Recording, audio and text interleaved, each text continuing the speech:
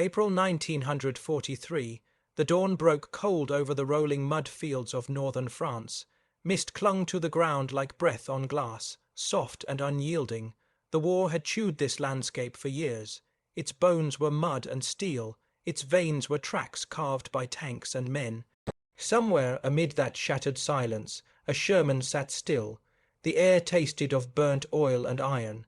The tank's once proud hull now wore a coat of soot and dried blood. Its tracks were half buried, locked in place by the sludge of a recent bombardment. Inside, the air was suffocating, a mixture of diesel fumes, sweat and fear. Sergeant Arthur Hale sat in silence, a wrench in one hand, a cigarette in the other. The cigarette was cold. He had lit it hours ago, but it had burned out on its own. His mind had been elsewhere, counting the seconds since the gearbox gave out. He could still hear the grinding noise that marked its death, the sound of teeth snapping under pressure, the sound that no mechanic ever wants to hear. "Can you fix it?" a voice asked from behind. It was Corporal Harris, the youngest of the crew. His voice cracked slightly, like a boy's pretending to be a man. Hale didn't look up. "Not out here," he muttered. The words fell heavy. Outside, the front was moving. Enemy patrols were sweeping the valley. Their radio had gone silent after the last shell burst nearby. Reinforcements were days away, and the nearest British depot might as well have been on the moon. He ran a gloved hand over the gearbox housing. The metal was warm from the friction that killed it. One of the main gears had shattered. Fragments lay scattered like bones at the bottom of the tank. Oil leaked from the casing, dark and slow. The machine that once roared with life now whispered in agony. Lieutenant Parker, the commander, crouched beside him. His face was smudged with dirt, eyes hollow from days without proper sleep. "We can't stay here," he said quietly. "They'll find us before nightfall, I know." Hale's voice was calm, almost detached, but if we move without power, we're sitting ducks. He leaned closer to the broken assembly, listening. He always listened before he thought. The battlefield outside thumped like a distant drum. Artillery in the distance, a storm that would eventually roll their way. He knew time wasn't on their side. The others waited in tense silence. Every man had his own prayer, his own way of hiding fear. For Hale, it was work. He believed that a problem, no matter how impossible, could be tamed if you stared at it long enough. He picked up a rag, wiped his hands, and spoke without looking up. "Take inventory, anything we can use. Rope, wire, soap, metal scraps. I don't care if it's from your mess kit." Harris blinked. Soap's a lubricant." Hale said flatly. "Not a good one, but better than nothing." They moved quietly, gathering what little they had. Rain began to fall, a slow, steady drizzle that turned the mud to glue. Each drop made a hollow patter on the Sherman's armor. The sound filled the silence between thoughts. Hale worked methodically. He cleaned the broken housing with pieces of torn cloth, tracing the fractures with his fingertips. His touch was deliberate, almost reverent, as if he were reading the story of the machine's pain. He had been a mechanic before the war, a man who fixed tractors and farm equipment in Dorset. He wasn't a soldier by nature, but the war had a way of conscripting hands like his.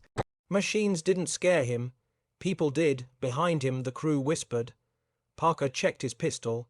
Harris looked out the periscope, scanning the horizon. The sky was bruised, streaked with smoke trails.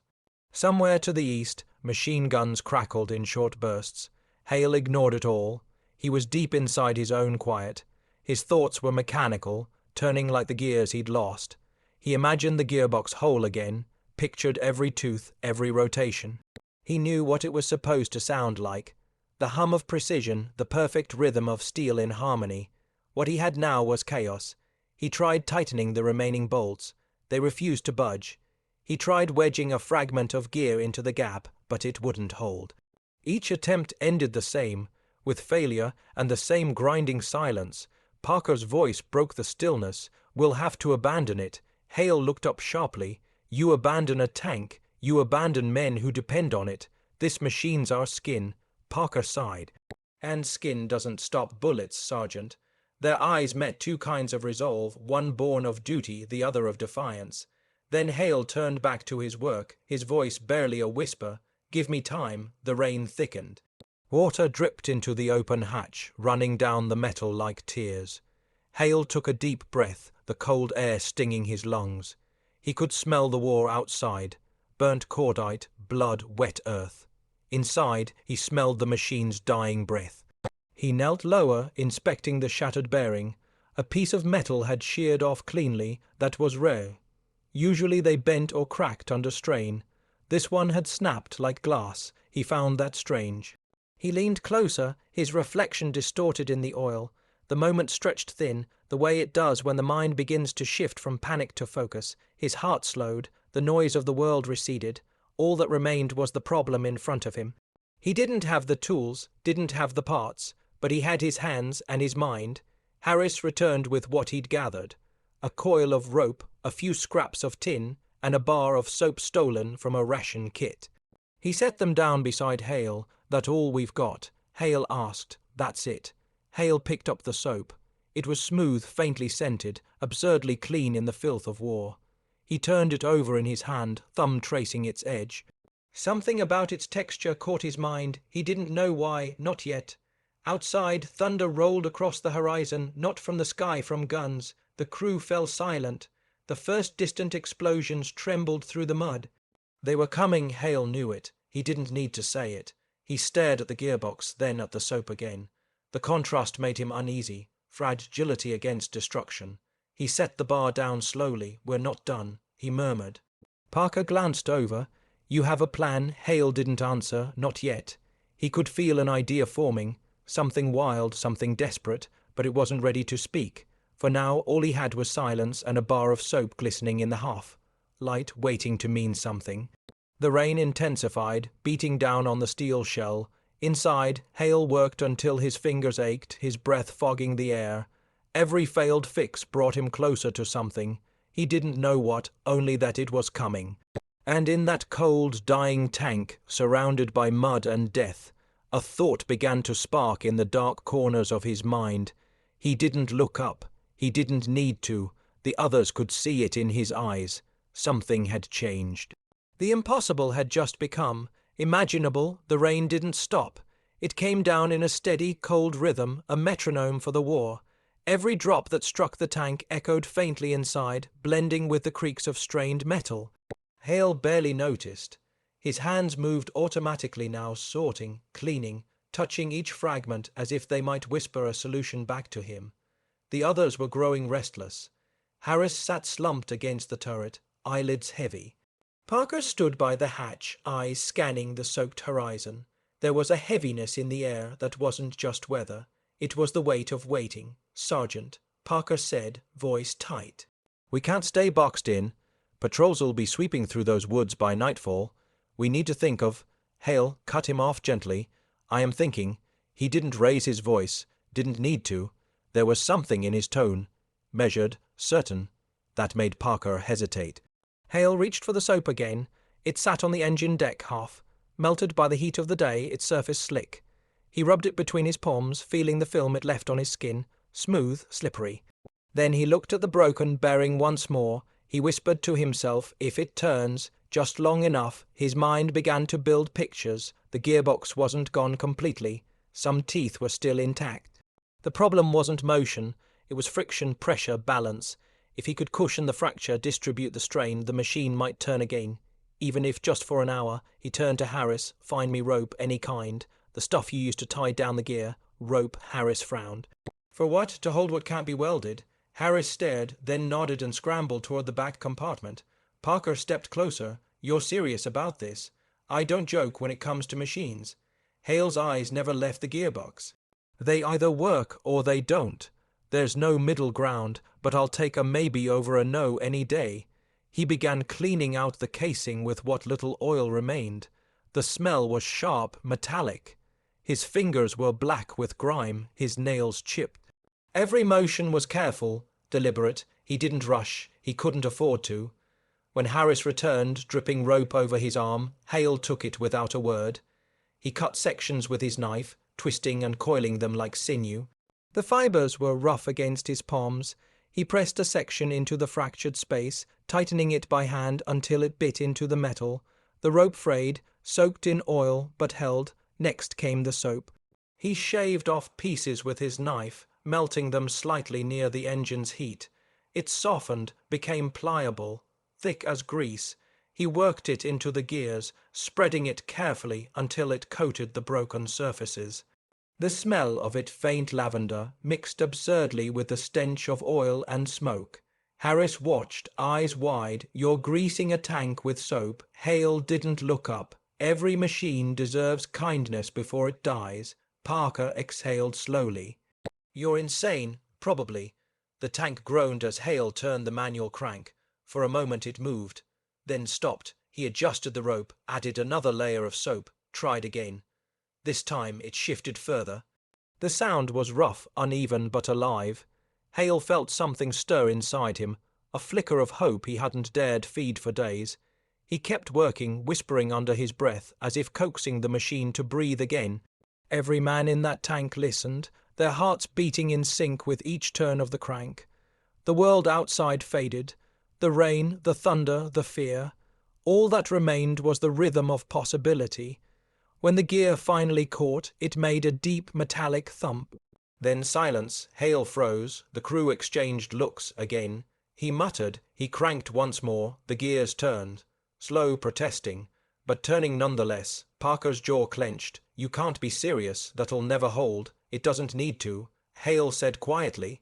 It just needs to get us home. He sat back, wiped the sweat and oil from his face. The rain was colder now, wind stronger. The tank shuddered as thunder rolled overhead. Hale knew the sound of approaching artillery when he heard it. He looked at his men, tired, filthy, afraid, and then he smiled, faint but real. Gentlemen, I think she's listening. Harris blinked. Listening, Hale nodded toward the gearbox. Machines have moods. You treat them rough, they break. You listen, they give you one more chance. Parker almost laughed, but the sound died in his throat when another distant boom shook the ground. They could hear engines now. German half-tracks, maybe a kilometer away. Get ready. Parker ordered. If this doesn't work, we run for the ridge. Hale leaned back against the side wall, staring at his improvised repair. Rope, soap, and desperation. He knew how ridiculous it looked, how fragile it truly was, but it was something. He closed the hatch. The tank sealed them in darkness again. The sound of rain became muffled, distant. He placed a hand on the ignition lever, feeling the cold metal against his skin. Come on, girl. He whispered. One more time. He pulled. The engine coughed. Once, twice. A shudder ran through the floor. For a heartbeat, nothing. Then a low rumble grew beneath them.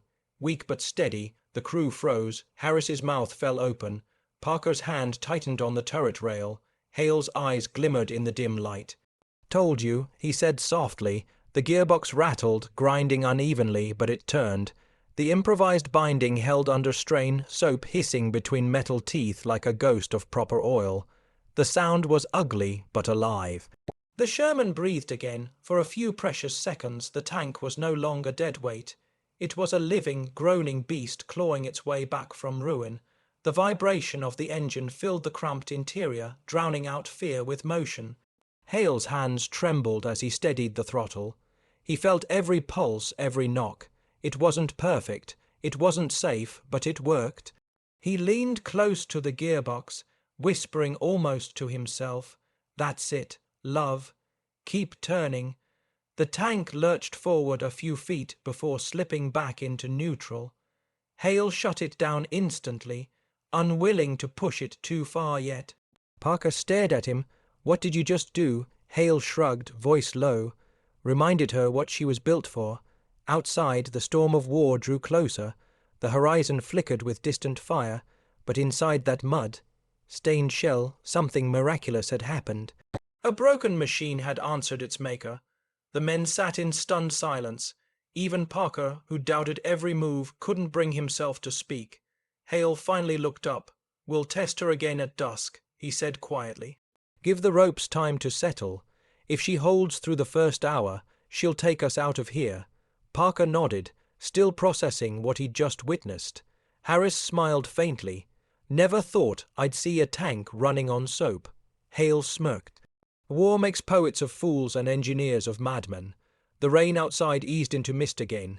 Light filtered through the narrow cracks of the hatch, pale and thin. The air inside felt different now, less like a tomb, more like a promise. Hale rested his head back against the cold steel. For the first time in days, he allowed himself a long, slow breath. He wasn't done, not even close, but the impossible had shifted, it had blinked, and that was enough. In the faint hum of a barely living engine, Arthur Hale found something greater than victory. Proof that even in the filth and fear of war, the human mind could still outthink destruction. The gearbox clicked softly, cooling down, as if sighing after a long, painful confession. Hale smiled to himself in the dim half-light. He didn't know it yet, but that strange mixture of soap and rope would do more than move a tank. It would save lives before the sun rose again. April 1943, 17 or 40 hours. The clouds lowered until the sky felt like a lid pressed onto the earth. Wind combed the grass flat, and rain returned in needles that struck the hull and ran in cold threads along the seams. Inside the Sherman, the light was the color of whetstone. The soap had cooled to a pale film. The rope bindings, dark with oil, looked like tendons holding a wounded limb together. Hale checked them with 2 fingers and a breath. The fibers swelled from the damp. He knew they'd tighten now, then slacken when the heat rose. Everything in this world moved from one kind of trouble to another. Parker watched him from the turret well, jaw tight. "We test now," he said. "Or we never test." Hale didn't flinch. "We test, but slow." The ignition lever felt colder than before. Hale pulled. The engine shook itself awake, coughing like a sleeper dragged from a bad dream. The gearbox grumbled, a raw, irregular churn that made every man listen with his teeth. Hale eased the throttle. The tank inched forward, tracks biting the mud, then slipping, then biting again. They moved 10 yards. They moved 20. Then the sound changed. Just a thin shiver at first, a different note in an orchestra of metal. Hale snapped the power back, heart hammering. He felt for the housing. No new heat spike, no sudden grind, just the same ugly, living sound. Harris peered through the periscope. Tree lines clear, no movement on the road. Parker gave a low nod. Again, Hale coaxed the lever. The Sherman heaved, found its weight, and crawled another few yards, leaving a dark ribbon of churned earth behind. Rain smudged the track marks. The sky pressed closer, dimming another shade. A flare pulsed pale in the far distance. They all saw it. Just a breath of white against the bruised horizon. No one spoke. The war was marking its place, like a wolf lifting its head somewhere past the next field. They killed the engine, listening to the tank cool in sharp, small clicks. It felt like the machine was counting with them. Hale checked the bindings again. The rope had crept, the top loop loosening by a quarter inch. He cinched it with his knife handle, then worked more soap into a narrow throat of teeth no longer true. He wished for wire. He wished for a proper bearing. He wished for a world that wasn't made of compromise and rain. "Tell me the truth," Parker said quietly. "How long can it hold?" Hale kept his eyes on the work. "Long enough. That isn't an answer. It's the only one I have." Harris shifted his weight, boots squeaking on the wet floor plate. "What if it lets go while we're in the low ground? Then we don't stop in the low ground," Hale said. Silence settled again, heavy as the weather. Outside, the smell of turned mud drifted in when Parker cracked the hatch for a glance. From far off came a stuttering roll of engines. Somewhere beyond the hedgerows, a column changed gears on a slope. At 18:20, Hale took the risk no sane mechanic loves. He opened the service panel beneath the gearbox, lay on his side in the narrow crawl space, and sighted along the motion. The ropes turned like veins around wounded bone. The soap streaked white in a circle, then smeared to a dull sheen as the teeth bit and released. The rhythm was wrong but persistent, a heart with a murmur that still sent blood. He slid back out, shoulders stiff. "We need a sleeve," he murmured. "Something to keep the fragments from wandering." "From where?" Parker asked.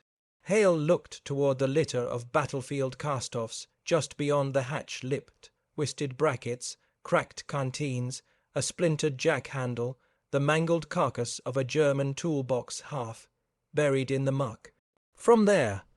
Parker hesitated only a second, then nodded. We're quick. If you see lights, I know, Hale said, down and quiet. They moved like men who had learned the shape of fear and the speed that outpaces it. The rain softened to a dense mist that sat on the skin and made every sound damp. Harris waded to the toolbox, kicked it loose, and dragged it by the handle while Parker pried a length of flat steel from a broken fence stub. Hale stayed low, scanning the hedgerow, the road, the ragged ditch where water ran brown and almost silent. A field mouse darted from under a spent shell casing and vanished like a thought. Somewhere close by, a crow gave a single croak and settled again. They hauled everything inside and sealed the hatch, lungs burning in the sudden stale air. Hale wiped his hands, set the steel on the deck, and judged the width with his thumb. Not enough for a ring. Enough for a strap.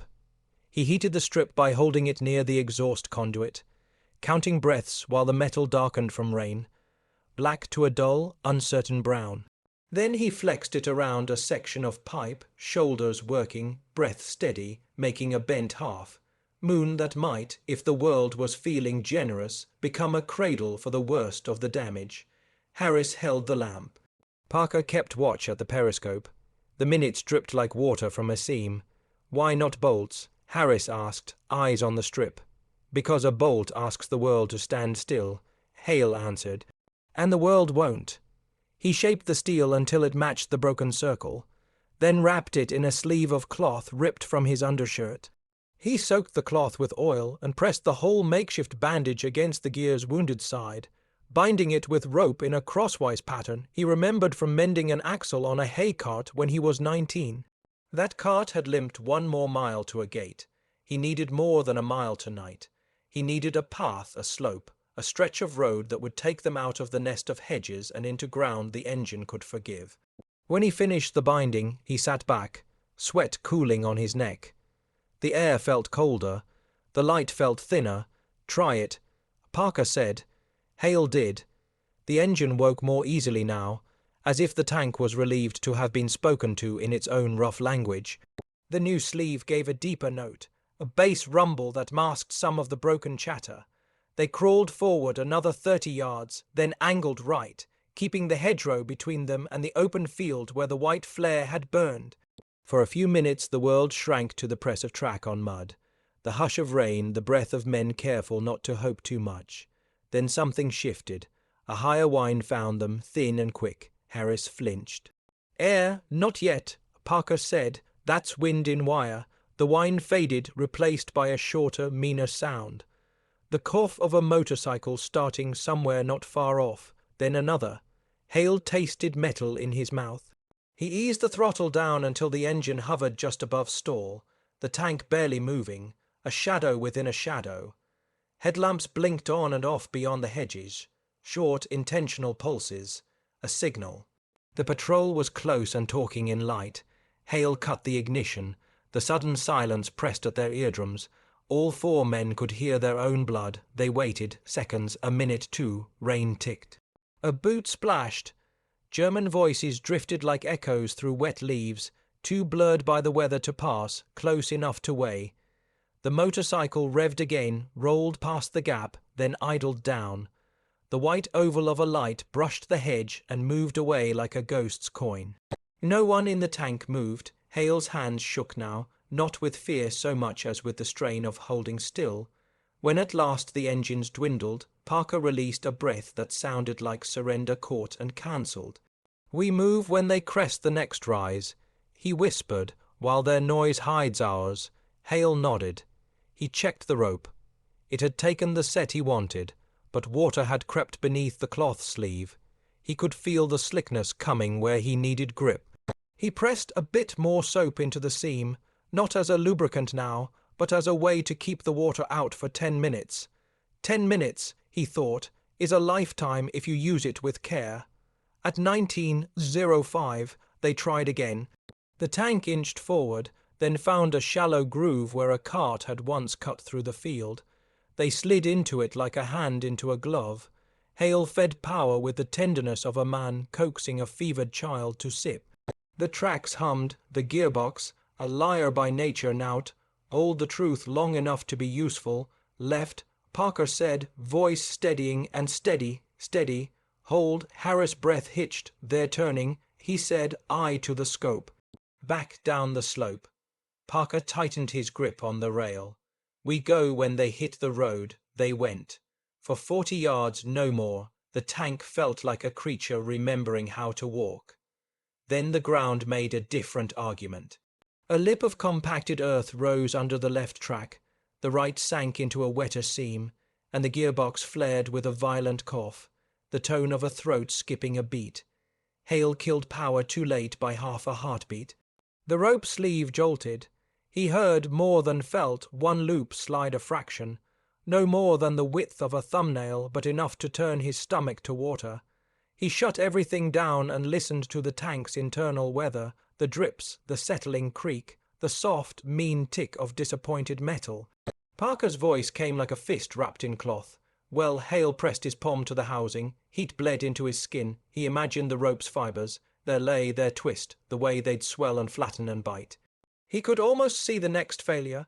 Not a break, but a splay, a slow unwinding under torsion until the gear chewed its new friend into a handful of dirty, useless hair. Not dead, he said, not yet, then we move, we don't, Hale replied. Not for 5 minutes. Let the heat fall, let the water work for us.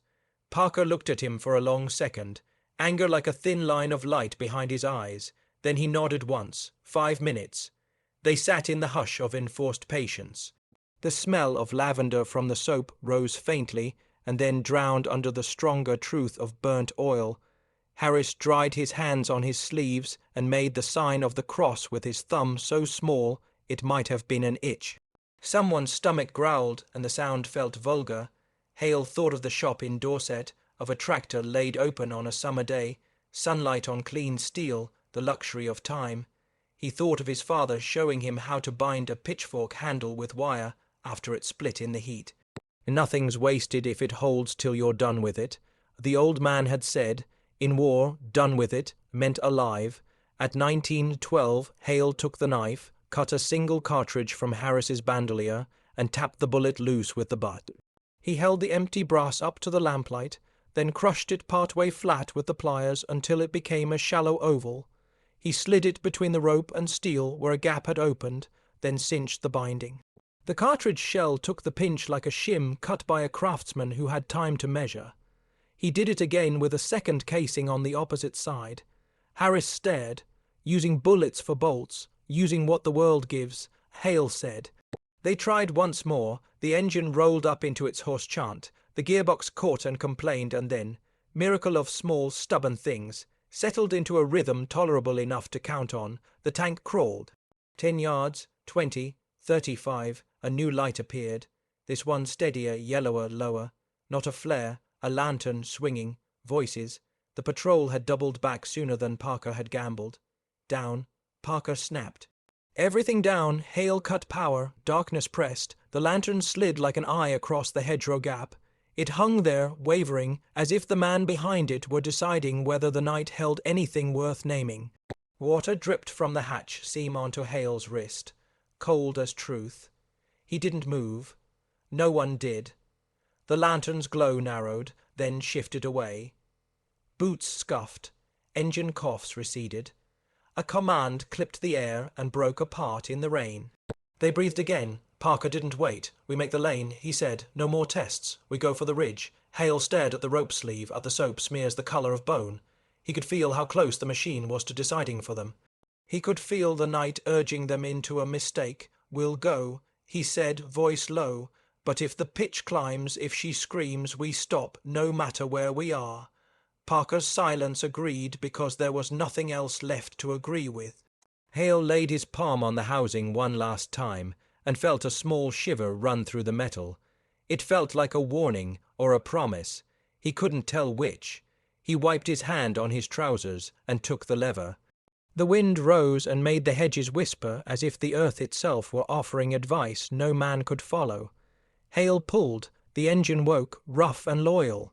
The tank leaned forward into the dark, into the rain, into a narrow, mean corridor of chance where a rope could hold or not, where a sleeve could cradle or slip, where a man could be right or discover the border of his skill. They moved, and in the thin, wet dusk, with the patrol's lantern fading and the ridge a darker line against a dark world, the rope gave a small, almost tender creak, like a door just beginning to open onto whatever came next. Night fell like a curtains, low, suffocating, absolute. The rain had thinned to mist, yet the cold crept deeper, finding every seam in their uniforms, every crack in the armor. The world outside had gone quiet, too quiet, as if holding its breath for the next act of violence. Inside the Sherman, the air was thick with heat and tension. The engine still rumbled softly, its voice uneven but alive. Hale could hear the faint vibration through the soles of his boots, a pulse he measured with each second. Every beat meant survival, every pause meant doom. The crew sat in near darkness. Only the dim glow from the dashboard painted their faces in ghostly color. Parker's hand hovered near the lever, his knuckles white. Harris kept glancing through the periscope, breath shallow, whispering fragments of prayer he didn't know by heart. 300 yards to the ridge, Parker said, voice barely audible. If we reach it, we'll have cover. Hale nodded, eyes fixed on the trembling gearbox. If she holds, he could feel the rope tightening under stress, the fibers flexing like muscle. The soap was beginning to burn away, replaced by the smell of hot oil and friction. It wasn't going to last forever. He knew it, he also knew it didn't have to. Throttle up, Hale said quietly, let's move. The tank lurched forward, the gears groaned, metal against makeshift miracle. The whole machine felt like it was being held together by faith and fury. Outside, the ground turned rougher, shell craters, broken fencing, scattered debris. The tracks ground over the remains of a ruined cart, sending sparks into the night. Each jolt sent a pang through Hale's chest. He could almost hear the rope fibers stretching, whispering their protest. The smell of burning soap thickened. Harris glanced at him. It's slipping, isn't it? Not yet. Hale lied. The truth was more fragile than the rope itself. Every sound from the gearbox now carried a question. How much longer? They passed a small ridge of earth that had once been part of a trench system. In the moonlight, Hale caught the shape of a helmet, half buried, its surface pitted with rust. For a moment he thought of the man who'd worn it, someone like him, someone who'd believed the machine would outlast the madness. Parker's voice broke through his thoughts. Contact ahead, lights moving fast. Harris swung the periscope. Truck convoy, axis markings. The words hit like a hammer. Hale froze, every nerve alert. How many? 2, maybe 3. Small escort. They weren't supposed to be here. The British line had fallen back. This was no man's land now. Yet somehow they had wandered straight into the enemy's shadow. Parker cursed under his breath. We can't outrun them, not with this mess of a gearbox. Hale studied the panel, calculating. Then we don't outrun them, we outweight them. He cut the engine, plunging the tank into silence. The men held their breath as the convoy drew nearer. First the low hum of tires on wet ground, then the cough of engines, then voices shouting orders in German. The convoy stopped, doors slammed, boots splashed through puddles. The sound was too close, too deliberate. Parker's whisper was sharp. They're checking the field. Hale pressed his ear to the steel wall, listening. A flashlight beam sliced through the rain outside, scanning across wreckage and mud. Another followed. Inside, every man froze. The air was electric with fear. The beam passed over the Sherman once, just a fleeting wash of white across its side, and moved on. One of the Germans laughed, his voice careless. Another shouted something about old British junk. The laughter faded, engines roared again. The convoy began to move. When the last sound died, Parker exhaled. They're gone. Harris's laugh came out as a tremor. I nearly stopped breathing. You did, Hale said softly. He checked the gearbox again, hands trembling. The heat was fading, but so was the integrity. The soap had melted completely. The rope was black with oil and soot. The miracle was dying by the minute. Parker looked at him. How bad? Worse, Hale said. But it'll move once more. He wasn't sure whether that was truth or defiance. Sometimes in war they were the same thing. He tore off a strip of his own sleeve, twisted it tight, and pressed it into the joint to absorb what oil he could. Then, with a final breath, he grabbed the ignition again. "Hold on," he said. The engine coughed and caught. The gearbox screamed, a high animal shriek. But it turned, the tank jolted forward. The ridge loomed just ahead now, a black silhouette against the faint glow of distant flares. They climbed. The track slipped, caught again, slipped once more. Hale felt the gearbox shudder, each rotation a gamble. He could almost feel the rope fibers uncoiling inside, breaking strand by strand. "Come on," he whispered through gritted teeth. "Come on, girl," the Sherman roared, metal straining, heart breaking. And then, with one final surge, it crested the ridge. The tank rolled onto level ground and stopped, trembling, steam rising from its side like breath in winter. Silence fell, a deep, endless silence that felt like the world exhaling. Hale leaned back, drenched in sweat despite the cold. He could barely feel his hands. "We made it," he murmured. Parker looked out through the periscope, scanning the horizon. Beyond the ridge stretched miles of darkness. Safer ground for now. "Maybe," Parker said quietly, "but not for long." Hale nodded. He knew the truth. The gearbox wouldn't start again. The soap was gone. The rope burned half through. The tank was alive, but barely. Still, for that night, it had carried them through. It had defied the odds, if only by inches. Harris broke the silence. How did you even think of it? Soap and rope. It's madness. Hale stared at the engine, eyes tired but burning. "Necessity," he said. "It's the mother of madness." Outside, thunder rolled again. Not from the sky, but from artillery far away, marching closer with every hour. The ridge shook faintly beneath them. Hale looked out into the night, toward the faint glimmer of enemy fire. He felt the weight of exhaustion, but also something else, a strange calm, the kind that comes when a man realizes he's done everything possible and the rest belongs to fate. He reached into his pocket, pulled out the last shard of soap and turned it over in his fingers. It was almost gone, slippery, useless now. But as he stared at it, a thought stirred, not of repair, not of escape, but of possibility. He tucked it back into his pocket. "Tomorrow," he said quietly, "we fix her properly, one more day." Parker didn't argue, none of them did. The rain started again, soft, rhythmic, almost kind. The tank creaked as it cooled. Steam rose through the hatches, drifting upward into the grey. In that hollow lull between battles, as dawn threatened somewhere beyond the clouds, Sergeant Arthur Hale sat with his back against the gearbox he had brought back from death and whispered to it like an old friend.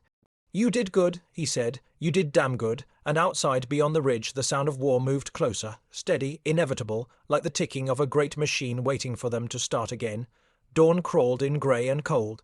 The rain had stopped, leaving the world heavy with the smell of wet metal and oil. The ridge below was a graveyard of silence. No birds, no voices, only the faint hiss of mist rising from the ground.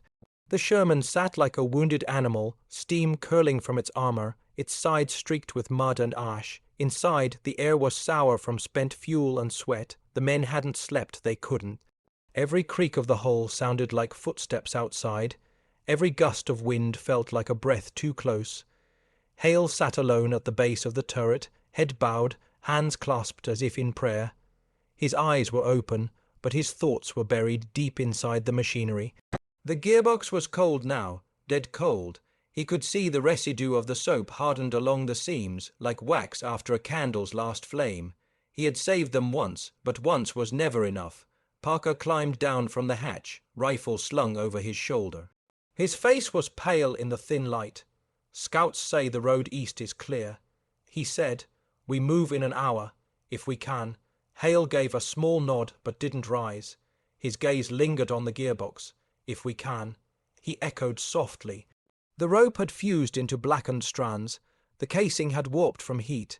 It was no longer repairable by ordinary means. Any sane mechanic would have declared it finished. But Hale had stopped being sane a long time ago. He leaned forward, tracing a crack along the housing with one dirty finger. "You got us this far." He murmured to the machine, "Now I owe you something better." Harris stirred in the corner, still half asleep, murmuring in his dreams. The others were too tired to question Hale's muttering any more. They knew it wasn't madness. It was focus. It was the language he spoke best. He pulled out his notepad, pages wrinkled and stained. Between sketches of gears and ratios scrawled in pencil, one phrase repeated itself over and over again. Pressure can be borrowed, time cannot. He tore the page out and started again. A gearbox didn't just need parts. It needed balance, tension and release. The rope and soap had worked because they shared that balance, one flexible, one frictionless. If he could find that balance again, refine it maybe, just maybe, he stopped. His eyes went distant. Something about the soap, the way it melted, then rehardened when cold, had lingered in his mind all night. What if that property could be harnessed, controlled? What if it wasn't just luck? He stood suddenly, startling Harris awake. "Sergeant, fire up the stove." Hale said, "Low flame." Harris blinked. "You're making tea." "No." Hale said flatly. An experiment. He opened his kit, rummaged for what little they had left, bits of soap, a can of oil, fragments of metal shavings from the broken gear. He laid them out carefully on a tin tray, as if performing surgery. The others watched in silence, too tired to ask questions. He shaved the soap into thin curls and mixed them with oil, stirring with the tip of a bayonet. The mixture hissed faintly when it touched the heat, bubbling like tar. The smell was strange, sweet and acrid all at once. "What are you doing?" Parker asked finally. "Watching," Hale murmured. As the mixture thickened, it began to behave differently. The soap absorbed the oil, forming a pliable paste that hardened when exposed to air. Hale poked it with the bayonet. It dented, then slowly smoothed back into place. His mind raced. This wasn't grease. It wasn't wax. It was something in between. Something that could cushion metal but hold form under strain. He leaned closer, eyes reflecting the tiny flame. It could work. He whispered, "It just might bloody work." Harris frowned. Work for what? Hale didn't answer. He grabbed a scrap of tin and spread the mixture thin across it, pressing with his thumb. It held, not soft, not brittle elastic. He looked at Parker. "We're not done yet." Parker sighed, rubbing his temples. "You realize this is madness, right?" Hale smiled faintly. "All invention starts there." The others exchanged looks but said nothing. They had seen this before, this strange light in his eyes, the fever of thought that took him somewhere the rest of them couldn't follow. He began gathering tools, pliers, rope ends, bits of cloth, the leftover metal, shims from the shell casings. Every sound he made echoed through the stillness of the morning. Outside, the light brightened, grey turning slowly to pale gold. By the time the sun broke through, Hale had something that almost resembled a plan. He would rebuild the broken joint, not with steel but with layers. Soap paste as lubricant, rope fiber for tension, metal shims for structure. It would move differently than before, not a proper repair, but a living one. A repair that adapted, shifted, breathed. It was insane, but it might just survive long enough. He spread the soap paste carefully into the gear cavity, layer by layer. His movements were slow, reverent. The smell of burning oil filled the tank again, blending with the faint sweetness of soap. As he worked, time seemed to fall away. There was only rhythm, the scrape of metal, the hiss of flame, the soft murmur of men who didn't yet understand what they were witnessing. By the time Parker spoke again, his tone had changed. Less command, more wonder. "You really believe this will hold?" Hale didn't look up. "I believe in machines the way priests believe in prayer. You do what you can, then you trust the silence." He tightened the last knot of rope, pulling it until it creaked. The gearbox looked strange now, a hybrid of materials, colors, and hope. He wiped his hands and stepped back, eyes scanning every joint, every line. For the first time he smiled, not with triumph but with quiet satisfaction. "She'll run," he said softly, "not perfect, but she'll run." Parker watched him for a long moment, then nodded. "Then we move at dusk." The crew settled in to rest, though none of them truly could. Hale stayed beside the gearbox, running his thumb along the repaired edge, as though feeling for the pulse of life returning. He thought of the farmers back home, of the smell of diesel in the barn, of his father's voice saying, "A machine's only as dead as the man who stops believing in it." He smiled faintly. "Not yet, old man," he whispered. Not yet. The mist outside began to thin. Distant artillery flashed against the horizon, faint and silent in the distance. The storm was coming again. But for now, in that broken shell of steel and mud, a new kind of invention was being born, out of madness, necessity, and a strange, stubborn kind of love. And in that quiet hour between death and daybreak, Arthur Hale found what every inventor finds at the edge of desperation, an idea so simple, so absurd, that it might just save them all. By noon the mist had lifted, revealing the aftermath of night. A field of torn grass, shattered helmets, and smouldering earth stretching far into the distance. The world looked pale and hollow, drained of colour and sound. Yet inside the Sherman, something quietly extraordinary was taking shape. Hale worked with an intensity that made time blur. The other men spoke in whispers, if at all, afraid to disturb whatever force had taken hold of him. His hands moved fast, sure, guided by instinct rather than logic. It wasn't engineering any more, it was creation. He layered more of the soap compound along the fracture, pressing it deep into the grooves. When he was done, he bound the entire section in rope, coiling it like muscle over bone. It looked crude, primitive even, but it felt alive. The mixture hardened almost instantly where it met cold air, then flexed again under heat. Parker crouched beside him, arms folded. That thing's not regulation, Sergeant. Not by a long mile. Hale wiped sweat from his brow. Neither survival. Harris let out a low chuckle, the first in days. If this works, you'll be famous back home. Hale didn't answer. Fame wasn't the point. He wasn't thinking of home anymore, only the machine in front of him. The machine that, for a brief moment, had reminded him what hope felt like. He tested the gears by hand, turning the lever slowly.